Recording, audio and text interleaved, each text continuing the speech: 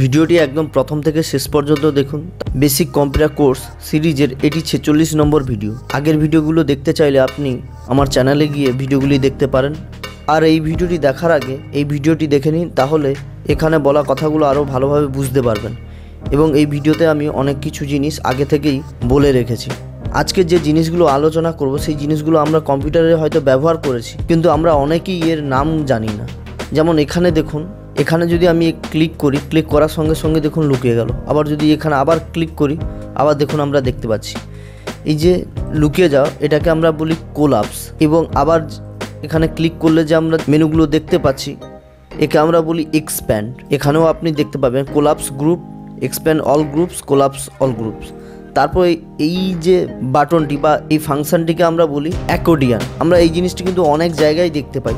এখানে দেখুন, এখানে ক্লিক করার সঙ্গে সঙ্গে আমরা দেখতে পাচ্ছি আবার কোলাপস হয়ে যাচ্ছে। এরপরে এখানে এটা তো আগেই বলে দিয়েছি আমি, তবুও এখানে বলে দিচ্ছি সার্চ বক্সও বলতে পারি আমরা, বা সার্চ বারও বলতে পারি। এখান থেকে যে কোনো জিনিস টেক্সট হিসেবে লিখে সার্চ করতে পারি। তারপরেই দেখুন এখানে ক্লিক করার সঙ্গে সঙ্গে একটি উইন্ডো ওপেন হয়ে গেল। এবারে দেখুন এখানে যদি আমরা ক্লিক করি অনেকগুলো মেনু দেখতে পাচ্ছি। একে আমরা বলি ড্রপ ডাউন মেনু। অনেক জায়গায় আমরা ড্রপ ডাউন মেনু দেখতে পাই।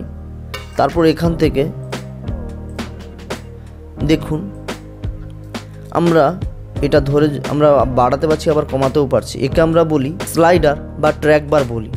এখান থেকে আমরা বাড়াতেও পারি, আবার কমাতেও পারি। একে আমরা টেক্সট বক্স বলি। এখানে আমরা কোনো কিছু টেক্সট লিখতে পারি। এখন দেখুন উইন্ডো 7 আছে, আমি এখানে আমার নামও লিখতে পারি।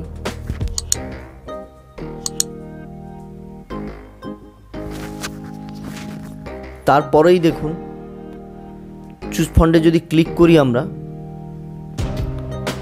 দেখুন এখানে আমরা সিলেক্ট করতে পারি, এখানেও আমরা সিলেক্ট করতে পারি, আবার এখানে লিখতেও পারি আমরা।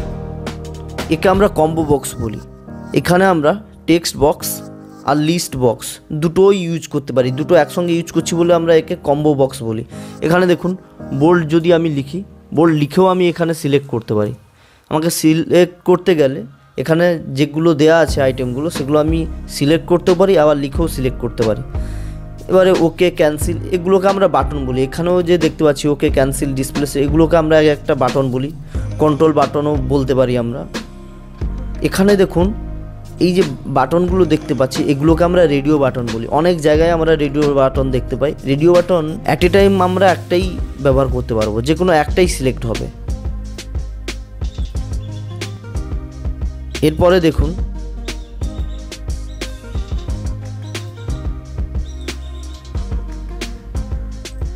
এই যে বক্সগুলো দেখতে পাচ্ছি আমরা, এখানে আমি ক্লিক করে সবগুলো কিন্তু সিলেক্ট করতে পারি। একে আমরা চেক বক্স বলি। চেক বক্সে আমরা একসঙ্গে অনেকগুলো আইটেম সিলেক্ট করতে পারি। রেডিও বাটনে একটা আমরা করতে পারতাম, এখানে আমরা অনেকগুলো করতে পারবো।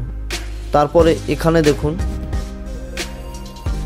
List box. লিস্ট বক্সে যে লিস্টে যে আইটেমগুলো দেওয়া আছে সেগুলোই একমাত্র আমরা সিলেক্ট করতে পারবো। দেখুন এখান থেকে আমি যা দেয়া আছে এখান থেকে সেগুলোই একমাত্র সিলেক্ট করতে পারবো। আমি লিখে এখানে কোনো কিছু সিলেক্ট করতে পারবো না।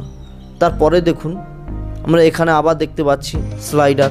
তারপরে এই যে এখানে নাম্বার লিখেও আমরা বাড়াতে পারি, আবার এখান থেকে দেখুন আমি বাড়াতে পারি, এখান থেকেও বাড়াতে পারি।